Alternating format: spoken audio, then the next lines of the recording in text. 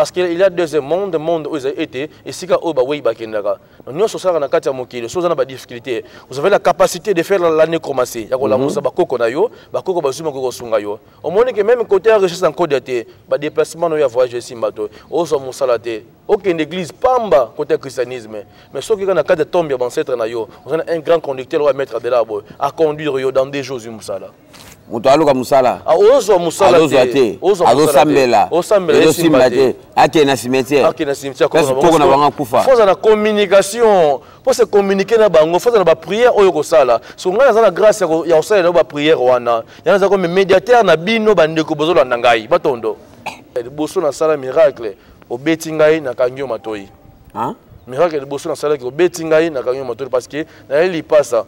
Donc, nazali boye na pouvoir on nazali nango monde entier mon motaliki na pouvoir zalité même pape aliki na pouvoir te parce que même pape aliki na pouvoir te là ce sont des pouvoirs Matondo lutte contre la pauvreté bandeko nyonso bazala ba riche lutte contre la pauvreté bandeko nyonso bazo ba riche ya on eko servir bandeko nyonso na Angola bozo encore dia libota na bino mettre de là dans ma coquille et conduire un zéla pour ma coquille recevoir encore dia pour le christianisme bande ko belé ba kosami au combat église ki nzamba ko sala nzamba ngo pe sala kaka te sozo comme église mais ba ebele ba combat église ozoelo côté ozoelo côté ebele ba la église bozo ma so ba sala le christianisme ba longwa ba ya pa na yo nanzila Congo na conduit ba nzela au mona pe kitango longwe kuna yepa na ngai ba initiative on a repéré ça on a ba conduite au monde que vie actuelle na échanger mobimba parce que awe pa na biso o sengi lipa ba peso lipa c'est pas dire que o senga lobiko ba matsa ko bangomba ba kombisa ko balabala ba kombisa ko église o comme protocole na église o c'est la pasteur parce que ba onyo so ba samela ka d'église ba pasteur ba sali ya pasteur yende sikolo ye mosala nzambe 600 fois mètre parce que na dépasse ba pouvoir nyonso ya mokile. Hein? Tu as 3600 pouvoirs. Non, ba pouvoir nyonso na kota na kati. Oyo sana maikari na binenge na ozwila yo. Ata na bolingo, ata côté ya retour d'affection. Vous allez voir que tout le monde a une initiative belée. La connaissance spirituelle dans zane ngo, muta fodu zane ngote, muta maikari zane ngote, muta christianisme zane ngote. C'est ça que monaka na kati ya fodu, una kati ya christianisme, ata okina bopito, obelimba so ya kepa na ngai. Parce que j'ai la connaissance de toutes les feuilles, ma casa, on zambia, bakura sala, na banzete nyonso. Parce que christianisme, est-ce que la Bible est comme ça? Mbaso robela, na autorité yo. Mettre ba détail. Donc batu oyo azana mbongo, mais abotu mongol. C'est que ils ont un inconvénient. Ils ont un inconvénient par l'esprit à christianisme. Hein? Ils ont un esprit à christianisme parce que aux obéis la bilima oyo pe ba entité o baza ya yote. Yangana bana babimba mongo. Yangana bana na sema la Sainte Rita. Tant sema la Sainte Rita bongo. Ozobela elima o azali ayote. Vous avez la capacité de yagobela ba génie na biso. Obela ne fils qui maman vita kimpa. Obela nendi ngankufa obela ba antile biso la ba Sainte biso la fumu kimbango. So otali bo monati makufa meza entité parce que na mosunya kufa mais na molimo azali. Tabangomba, s'il vous plaît, papa journaliste. Bozo matabangomba, mais ma prière na bino et pas nzambe zo komate. Oh. Yanzo mona été ba pasteur ba okoma ba riche, mais yo mondimi ozaka pauvre. Mais yo mto commissaire riche. So awe et pas na ngai. Na commissaire riche na grâce encore de na bino de bota parce que ce sont des successeurs familiales. Nous sommes au permettre de là, awa sinfonti sans faute, aux yeux plus rapidement, sans inconvénient. Et en plus, Kodia et produira la préfinancement. Parce que dans la banque monde invisible et en Kodia, ils ont la richesse et comme ça, riche à la seconde. On est quand même président de la République d'Ambongo.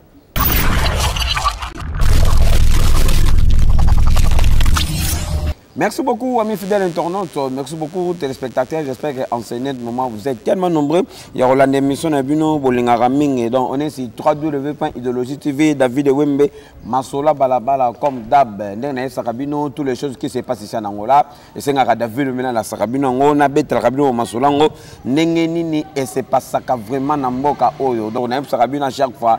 Et ça, chaîne commerciale. Donc, je suis obligé, il y a Royamba, Moutunion, so, Oyazana. Ça a passé message naie na masola balabala na batwa balabala donc lelo na balabala tozabongo na Maître Adélard, 3800 fois maître. Kombonaï. Tous années, on a balabala. Maître Adélard, boitard. Mbote, papa journaliste. Bonne santé. Santé, nalemva bankolo, santé nyo sezali malamu, parce que Nzambe ya bakoko azali kosala pe Nzambe mpo mudulendo akosonga biso, lolenge oyo apesi biso souffle de vie masava. Matondo pona parole opesi biso parce que ezali etemba liboso na lekana masola balabala, ezali mba liboso pe na niveau ya Luanda. Nazali ntumu longo navandi na kati ya mboka babengi kombo ya CBT na niveau ya Pointe Noire, eza na site de Brazzaville. Nazali mwana bankolo basisa, nazwa grâce à recevoir pouvoir traditionnel otobengi ete king kolo kieto ya bayindo banso yango ete Nzambe bakoko apesi biso mwa grâce ou connaissance ya kozwa makoki ya kosalisa bandeko banso bazala na mikakatano oyo etangami ete ya molimo. Nazali ete ntumu longo ntumu en français ezali comme le conducteur spirituel otobengi ete guide spirituel wa conduira bato nzela ya molimo, comment koyeba ba successeur familial na yo, comment bakoko na yo bakoko sunga yo, comment milimo pe bilima bakoko salisa yo. Yango ete na yo comme le grand médiateur oyo batia na kati ya monde spirituel bakoko bapesa ngai makasi batondo batu fort bobangisa kande batu botalo na balabala bata baba bayoka siko yoza mutaba bilima. Kobangisa c'est trop dire. Nazo ko dévoiler bandeko secret o etangami ete na kati ya ba successeur familial na biso to bengi ete na kati ya ba clan ancestral na biso parce qu'il y a beaucoup de gens na kati ya mboka ya Angola pe libanda ya Angola bato ba se bazaka mingi na christianisme. Autant se basé na christianisme ozo bateke ete ozo ko bunga nzela o etangami ete ya kinkolo ezali bokoko na biso. Mudana christianisme. Okasi o nyonso se basé na christianisme abunga nzela. Ozo ko bunga nzela ya kinkolo kieto. Yazomona ete bandeko belé bako nyoka mana mikakatano ay bateke sikani o akokende pona bakoko basalisa ye. Mais quand c'est nsonga nzela wisili kwa yeno, ndine vosonga nzela walusadisa, waluvana solution ya longo, mulemva bankolo matondo. Mais c'est toi que non malembe.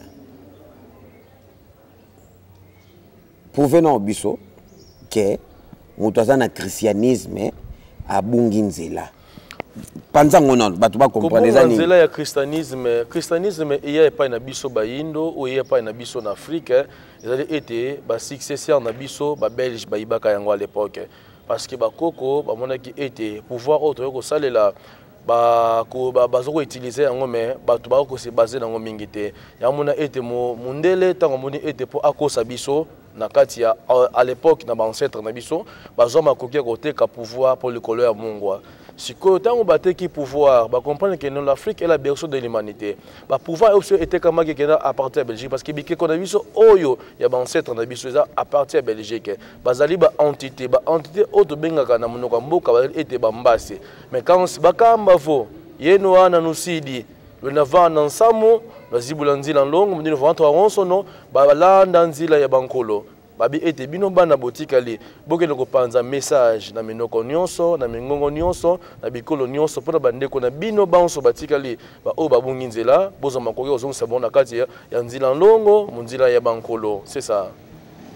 Donc maître batunde botalo boye ozoyebisa biso ke batutu o bakota na christianisme babunga nzela mais ali christianisme biso bayindo donc yondo za boye ozani ndenge moko na Yesu Christo azali oyo envoyé ezali pona mindele mais biso oyo bayindo futulana nzila ya fumuki mbangu ndino voyani watu sadile mamonso no tukana manga untsato yani wana mvita ya longo fumuki mbangu mutabunda bituma pona biso bayindo même na kati ya indépendance fumuki mbangu a Evra pona biso bayindo pona bayindo babunga nzela te quand c'est après 100 ans ya fumuki mbangu yema tika message était après 100 ans nanga omona ke binzambi ko bima pena ba faux prophètes yango eto moni binzambi ebima ba église ebele ba prophètes ebele ba kopesa ba prophétie oyoza non essentiel o ba bengi ete ba prophétie ya makiona na kati ya monde naturel na biso mais quand c'est bato bazo koyeba te ete tant c'est le christianisme o sembelaka ete na mosoni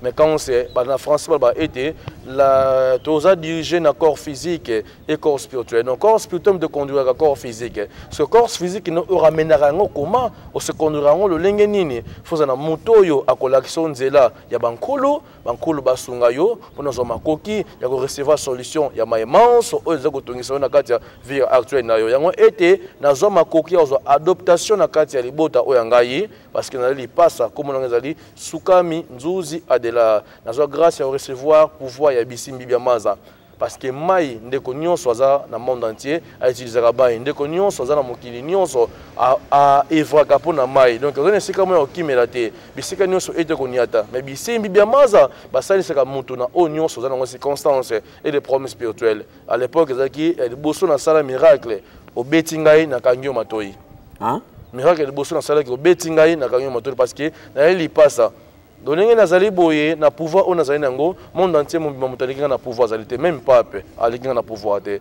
parce que même pape aliki na pouvoir te là ce sont des pouvoirs matombo tuenda maleme mudini fo bantu babagusa kingeti vova batu babaka nsamu ya longo yetu kubakwamisa muzinzo yemakanda mamonso no vuma bena Nena zabo na même pape avec un pouvoir. Par rapport à quoi avec un pouvoir. J'ai la grâce dans cette initiative ya ko sa ne fiske la nécromancie ko la musa ancêtre na biso po ba koko bazo makoki osunga yo.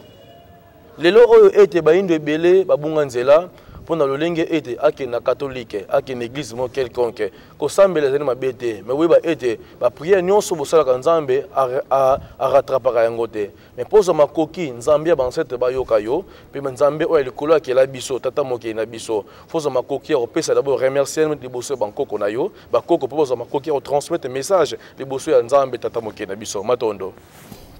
Mets-toi de là. Oui papa je. Doit te faire nous na masola balabala boy. Faut ba tubayeba niveau na yo. Tubayeba nini oyo salaka. Il faut yebisa bango. Nasungaka bandeko mingi na pouvoir ya nkodia. Yondo zabwe. Oui, nasungaka bato. Bandeko banso oyo tangami etozali moyindo. Ezala olba munoko nyonso. Ezala oza na ekolo nyonso na muka nyonso zali na kosunga na pouvoir ya nkodia parce que nkodia eza ba richesse oyo biso mabota na biso moko. Eza ba œuvre oya biso ba entité na biso ba tike na biso signifie ba ancêtre na biso ba mettre de là mutu nyonso so aza na posa kodia soka bengi yo to soka soli na yo opesa ngo na kopesa en kodia o ezali ete ya kati ya libota na bango kodia wana bandeko ebele bayebaka yango te poza makoki o recevoir yango foza makoki ko se plaider liboso ba ancêtre parce que côté christianisme bandeko ebele bakosami. Mais mettre de là, aïe pour nous ça bandeko, bas encore de lutte contre la pauvreté. Bandeko nous sommes bas riche. Hein? Lutte contre la pauvreté, bandeko sommes bas riche. Ya on est ko servi bandeko so ni on son Angola, bas encore de libota na bino. Mettre de là dans ma coquille, ya conduire on zela, pose ma coquille recevoir encore dia. Pour le christianisme, bandeko belé ba kosami. Au combat église qui nzamba ko sala nzamba ngo pe sala kaka te sozo comme église mais ba ebele ba comme église ozoelo côté ozoelo côté ebele ba la église bozo mata bangomba s'il vous plaît papa journaliste bozo mata bangomba mais ma prière na bino e pa nzamba zo ko komate oh yazo mona ete ba pasteur ba ko ba riche mais yo mondimi ozaka pauvre mais yo mdo komisa riche so awe e pa ina ngai na komisa riche na grâce encore de la bino de bota parce que ce sont des successeurs familiales. Nous sommes seigneurs permettre de là, avoir symphonie, sa faute, aux yeux plus rapidement, sans inconvénient. Et en plus, Kodia et produira la préfinancement. Parce que dans la banque monde invisible et en Kodia, ils ont la richesse et comme ça, riche à la seconde, ou quand même président de la République d'Ambongo. Au coma, calme, au service bandeko, mais ils ont des conditions, papa journaliste. Conditions dont ils allaient être, faut qu'on soit à libota. Parce que les locaux ont été, il y a une entité non payée, il y a un ancêtre na yo, matondo. Donc Kodia, selon Maître de là, il y a un logo mogo ils a famille. C'est le ancêtre. Parce qu'il y a un ancêtre, les abangons ne pas conduire ngaye. Tout ce qu'on a besoin de musulu, mais si na côté na kati ya molimo. Parce que ils ont mis soumis balé, mais ils ont mis sur molimo, ils ont mis soumis ça tout dans un ngo. Notre la partie est spirituelle, n'est pas ancêtre pas conduire ngaye, matondo. Kodia, et logo mogo Nandenga famille, il faut yo activer yango. Il faut activer yango. Dans la famille na bino même bozali na yango parce qu'il a beaucoup de familles, ba papa ou ba koko bazalaka nango. mais besoin chance OK na ba village natal na binoté besoin chance de s'approcher na ba koko na binoté besoin chance de voir na papa té mozana bosenga ko recevoir yango na ko sala communication ngane mna sala yango communication ensemble na ancêtre na yo non on se communiquer na ancêtre yo za inconscient yo sala loko moko té il suffit ko pesa nga luvila na yo luvila na français wa benga été clan ancestral na na portugais bo benga yango nini biso luvila na français za clan ancestral na monoko mboka biso nezali ete luvila signifie luvila wana yango bimisa descendance ya pouvoir na bino place makoki ya kosenga na ancêtre no ba servir encore dia ngazaka un simple médiateur signifie j'ai la connaissance spirituelle on a transmettre pas na bino pour besoin makoki ko recevoir solution pour bolonga na ba difficulté bozana ngo matondo mais comme si biso ba africain to bangaka kosola na bato bakufa ndesi bakoko na biso ndozo lobana siko ke kuta nsuna bakoko na biso pour sengela biso ba la nécromancie, c'est l'avantage. L'avantage de la nécromancie pour se communiquer ensemble avec l'entité.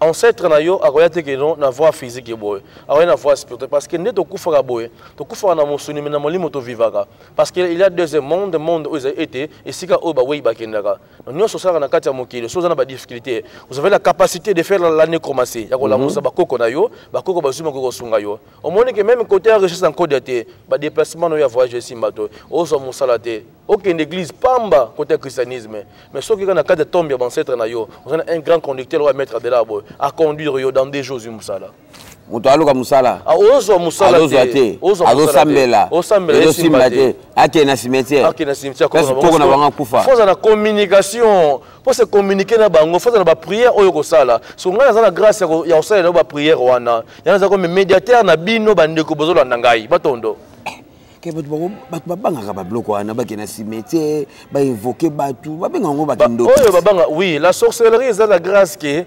bondoki oyo nazali na yango parce que za bondoki pour na se communiquer na bato baza ba être mété baza ba être spirituel signifie baza oyo bazali ya kokufa bakufa te mais na corps spirituel na bango ba evraka pe ba vivraka so na okota na kati na bango na sengilo nzela liboso bakoko na yo bakoko basalisi yo eza mabete et comme mabe o ezake o sala yango yo pe et ramener le inconvénient na famille na yo et reconnaître et ramener le inconvénient na foyer na yo mais o ezake la nécromancie et la musiba entité ou la musiba nkolo ou la musiba papa au monde na physiquement te awa spirituellement awa pe na bandoto awa pe na grâce même il y a vision akoya kati na yo parce que abike moi na pouvoir na tiki ego tringale qui ne recevons et bien la famille na moment akata ngola awa bazo makoki au servir bango code de la famille même na bandoto bakima yango parce que à l'époque ba mo bondoki mais lelo ba yindo nyonso bazali ko telema ete ba bakenzali o ba ko tamula parce que na christianisme ba nyoko même makasi ba solution makamote ba ngo bosenga matondo 3600 fois mètre 3600 fois mètre matondo donc yokutana mutu repesa e wazana ngoposa maintenant on a pesa o yazana ngoposa c'est ngana zana ngo déjà jamais on pesa moto voiture ngana zana voiture te on doit servir aux voitures c'est ngapena zana voiture donc on ngana zana ngokati ya on a transmettre pas na bino spirituellement et non que physiquement matondo balobaka bino siko bozaka na bino biloko te bino mo bozo souffrir na bino mais comment ça fait yo comme na ba niveau ya kopesa pe bato ba bino j'ai fait 27 ans d'expérience de travail 8 ans dans médias. Parce que l'époque, on a fait l'émission. J'ai fait l'émission pour faciliter les mboka, un message et la capturation et aux gens qui sont bango. Ce qui m'a dit que dans le côté demandé au Congo, bande ko yangola ba ebinga ba obenga yo. Avec lui c'est un grand maître. Je suis d'abord riche dans ma façon, la façon où Nzambia ba ko servir ngai. Parce que mon toi servir pour li parce que li paté on peut sauter. Mais nga naza na ngoni on na servir na bandeko. Donc nena za boy, naza riche na lolenge oyo ba ko ba servir ngai. Ozana posa mutuka na ko servir yo. Ko dia wana ba ki na ko servir yango. Nazali nango déjà yango nga na ko servir yo. Mais ça la grâce à la famille na parce que la nécromancie na ça d'abord la consultation spirituelle. Oto bengi ete kotolo kumfinda. Signifie na koti na kati ya mozino ya spiritualité na yo ya kati ya famille na yo. Yango na bi ete posa mako yo recevoir yango. Faut ba clan ancestral na yo oto bengi na kombo ya Luvila matondo. Clan ancestral na yo faut baye bango. Oto bengi na Kikongo Lufin, hein? Luvila na yo faut ba yango. Même yo faut ba Luvila na yo parce que ebele bazale ko bunga nzela. L'ofila na bango ba bien ngote. Mais na grâce à l'ofila na yo, so baka solution ya longo, il faut mettre de là dans la kati angola. Au bengi mettre de là, a rosama koki a kosungo pe ko conduire yo. Je suis un simple conducteur, mais on va pouvoir kati na ngai. La spiritualité c'est que non fait kala yemintala, yeminti, mamonso no kama uko. Spiritualité c'est na kati ya makila. Aux spiritualité na kati ya makila, c'est lui qui est le plus fort plus que Jésus parce que je suis petit Dieu ensemble na Nzambe, tu travailles na Nzambe o yakeli biso matondo. Ozwango no ndenge nini ba capacité okomi nango o ya kosala ka makambo ozoloba oyekola ngo to l'adoption na recevoir pas maman o aboti ngai yango na recevoir pas maman o aboti ngai moko pouvoir yoza na maman eza ba successeur familial na biso parce que pouvoir baluka yango te soki na bandeko baluka maikari o incankar o gana dangereux o vaudou ça demande toujours le sacrifice humain de sang. Ils ont un parc de sang basalaka. Il y a été papa est belé basambeli na christianisme côté même église catholique côté église ébélé on a bana bango ébélé bazaba mongol parce que ça là esprit oyo za ba djinn oyo ko concentrer au milimo oyo ko belela baza bilima oyo te ba se coalition na clan na yote ba se coalition na ora na yote vous allez voir que ndenge ozobota na mwasi na yo bana ba ko ba mongol. Ce que pas na biso ou pas na ngai ne servi bino bandeko ils ont un inconvénient ils ont un sacrifice parce que je suis clair avec vous mettre ba détail donc batu oyo azana mbongo mais aboti mongol c'est que ils ont un inconvénient esprit à christianisme hein ils ont un esprit à christianisme parce que ozobe la bilima oyo pe ba entité o baza ya yote yangana bana ba bilima mongol yangana ba ngol na somme la Sainte-Rita. Tant que c'est Sainte-Rita bongo, on se belle éliment aux alliés yote. Nous avons la capacité de yagober la génie na biso. Obé le fils qui maman vite kimpa. Obé n'enzi nganku fobé la antire psola, ba cette psola fumu kimbango. So hôtel bo monati ma kufa mais entité parce que na mosunya kufa mais na molimo azali azako est vrai pour ba ndeko so nyoso ba nekongo modibundi ya kongo da jonsodo matondo. Ah ça somo hein. Evandi ete na bayindo. Evandi na bayindo nyonso. Yango ete mama va kufa bisanga message moko. Wenda sadisa makanda mamonso no. Zinzo za zonso no. Lukutakani wa wonso no. Nzaya yonso no. Kende ko salisa mabota nyonso, bikolo nyonso, mingongo nyonso, mokili mobimba. Wana mission na yo. Oui, ezali mission nanga. Ya kosalisa batu nyonso. Ya kosalisa batu nyonso. Dans été mission au fomo kimbango asala pona ko lité pona biso bayindo. Yango été nga pena ko lité bandeko nanga nyonso bolongo na ba difficulté o bozali nango na ko bunga nzela o bozali nango. Lwa vutuka mukati kwa kinkulu, bidino fubankulu balusadisa, lwa bakanzila ndongo, enzila nkembo, nzila ya velela matondo. Meta de là osalisa banani. Ndesi ba pasteur pe ba kapana yo. Si vous voyez beaucoup de pasteurs, et là, beaucoup de personnes sont pasteurs. Les salles sont pas dans les alliés, ils allaient aider. Pasteur, à cette étude biblique.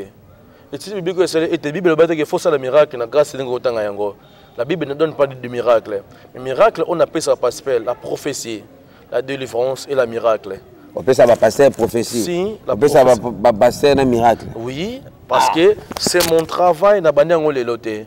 Le pasteur est belé, l'église a plein de popularité, de mouchoir du bonheur, de mouchoir des pouvoirs. Là, c'est vraiment le pasteur. On dit, non, la Bible est ça là, non, là c'est archi faux. Il va mettre de là. Il y a beaucoup de pasteurs qui sont en Angola, on a Simbaga. Parce que la télévision et la radio, le mystère caché et le mystère dévoilé. Je n'ai plus le temps de dévoiler les bandimi. Parce que les bandimi, on a membre, on a sali saka. Oui, parce que on a membre, parce que le pasteur est belé, banda sa l'église, on a pouvoir. Pouvoir est biblique et retourne sur l'église. Pouvoir, il y a Bible, rotanga, et il peut onction. Il pose onction, la popularité de l'église. C'est un miracle. Contenter mettre de là. Je pense même à la chaîne, balabala, fichier numéro mettre de là. Le pasteur n'y a pas de difficulté. Il va recevoir grâce et la solution. Aujourd'hui, il va la succès dans Congo. Il va la succès dans Angola. Il va mettre de là. Il va pasteur Bile Oya Simbaka. Il va passer la Nzambete, il va passer la Yesu. Non, Jésus Christ est un rideau moko bacha wana pona ko tromper. La tromperie na bande ko na biso bayendo. Mais quand on sait, boy bango été na bimisi vérité et la réalité, et la sincérité. Ba pasteur est belé au moment de la miracle, faut en pouvoir. parce que Bible on semble ça bato Bible autant ça selon Matthieu selon Jean selon Luc ça ba mission na yo ayela kati mokile mais pasteur on appelle ninga qui mission na ça étude biblique abotama na esprit saint faut bagango très bien beaucoup de pasteurs ba esprit saint esprit saint ba recevoir pas mettre de là esprit saint va recevoir pas mettre de là il y a beaucoup de pasteurs même en Angola partout dans le monde entier si ba yo zonde pas na et bien déjà on a serva so ye bagango te je faut bagango très bien so le christianisme mi longo la erango ya kana nzila Congo bakoko basalisa yo bakoko basunga yo batondo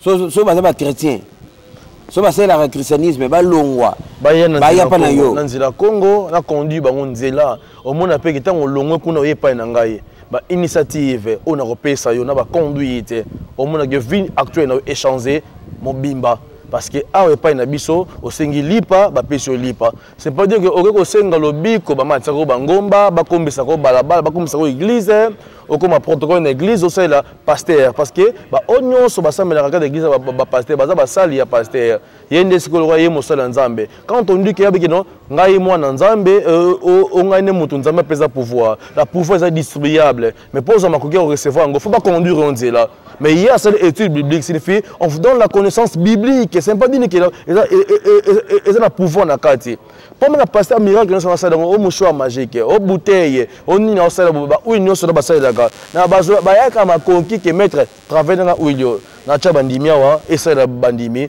ora na ye peto ne fonga ba ça ba pasteur belé ba o ba na chance occultisme a simbio boy abendi ora na yo yango outside na kata pouvoir na ye mais sans le savoir boza ko bunga nzila Louise Nongelo salisa munzina ndongo munene bankulu bato vana nguya ya mpeve ya ndongo wonsono to tusadilanga mamonsono matondo bato babona kabino comme si boza ba magie ezaka pe ya solo non osalaka magie non ngazaka toujours na pouvoir ya kinkoloki eto bakoko na biso ne bango na evraka bango pe na senga pa na biso bandeko bazo solution mais kalaka mukuikila wena mukuikila go veso baka solution go ve kala mukuikila bankolo se bako sadisa zana kondimba bakoko no ba osaela yo benga maître de là le grand maître qui la surpasse en Angola je vais vous aider pour tous vos problèmes makamo yo tungisa yo otamboli bisiki belé zana kondima même si côté ba pasteur te vous avez un problème ya babolingo tungisa yo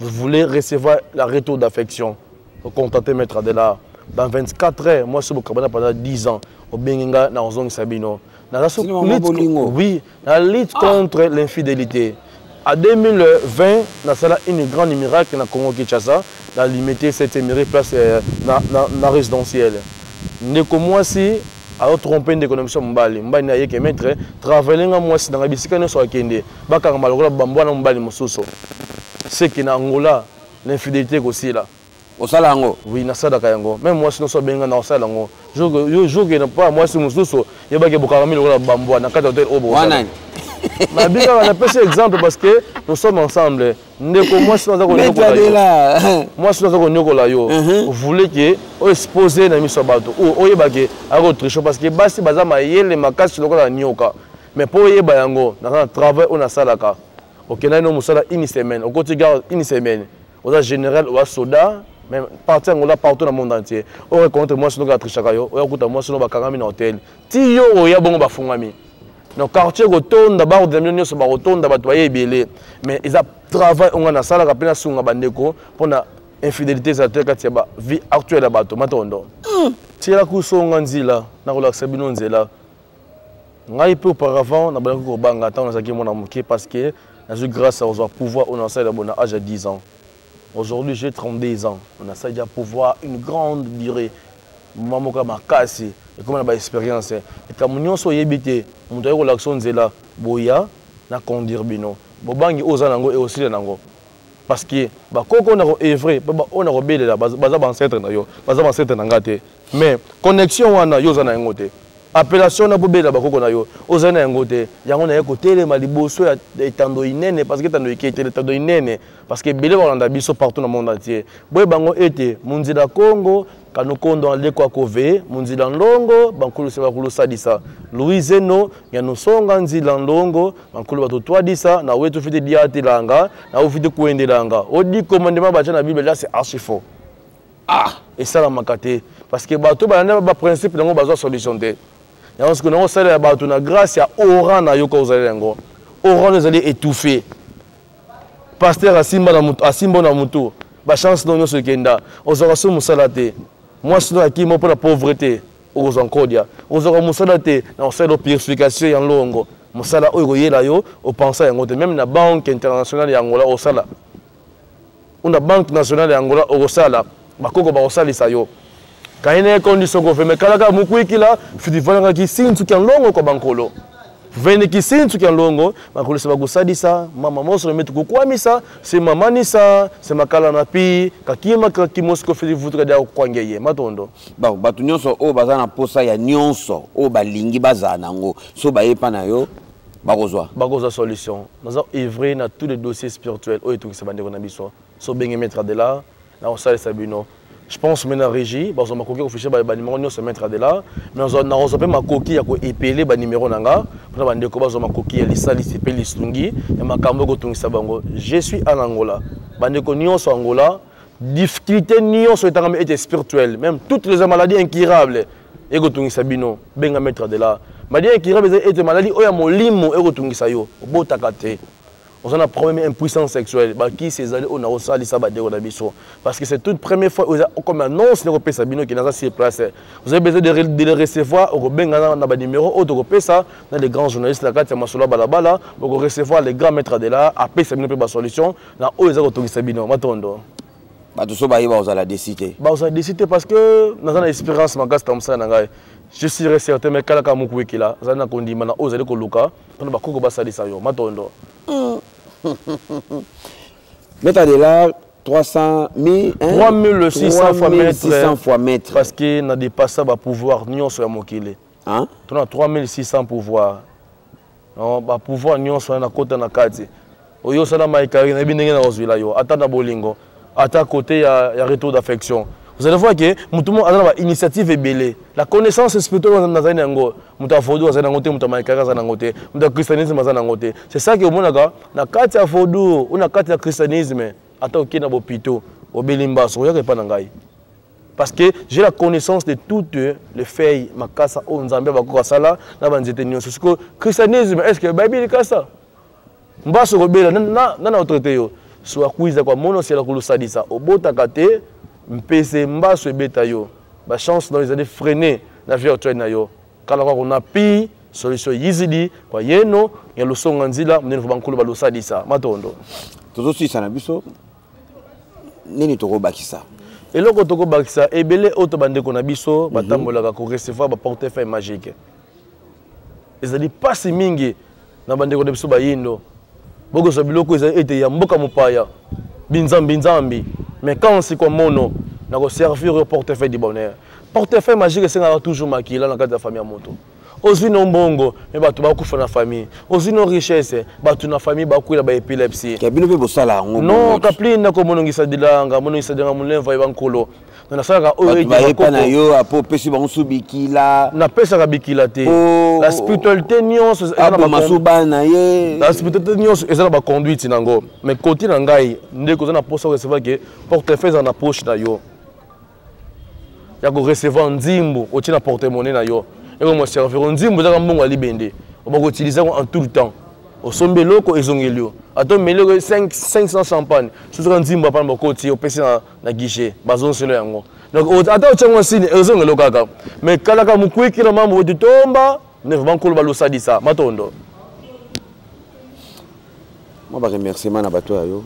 Merci d'abord pour l'équipe technique, merci pour la kena bino kati ya Angola. Na masola balabala, azoma koki. Bandeko so ebele balandi ngai ba yoki mettre de la bi numéroté mais bandeko nyonso Angola comme ça a pour quelque temps bo benga ngana numéro o ezali été ezali gravé parce que le numéro sika na sunga bino c'est plus de 144 94 290 60 87 plus de 144 94 290 60 87 numéro na Congo Brazzaville c'est plus de 142 065 35 78 61 plus de 142 065 35 78 61 numéro à Congo qui été plus de 143 89 880 23 39 bisika nyonso ozali on a mettre dedans TikTok, mettre dedans officiel, dans YouTube, on a la chaîne Oyanga Imoko, vous pouvez mettre dedans officiel, vous allez me recevoir, on a œuvre, venir parce que bien vous mettre un numéro parce que vous avez moi numéro ah ouais ça m'a solo balabala parce qu'il y a beaucoup d'autorités, yangola balanda biso, on a ça numéro les alités pour qu'on paie sa message, na bango sur bangole mais tout le monde en bala sima pour qu'on sache ça évidemment tout ne quoi yeno.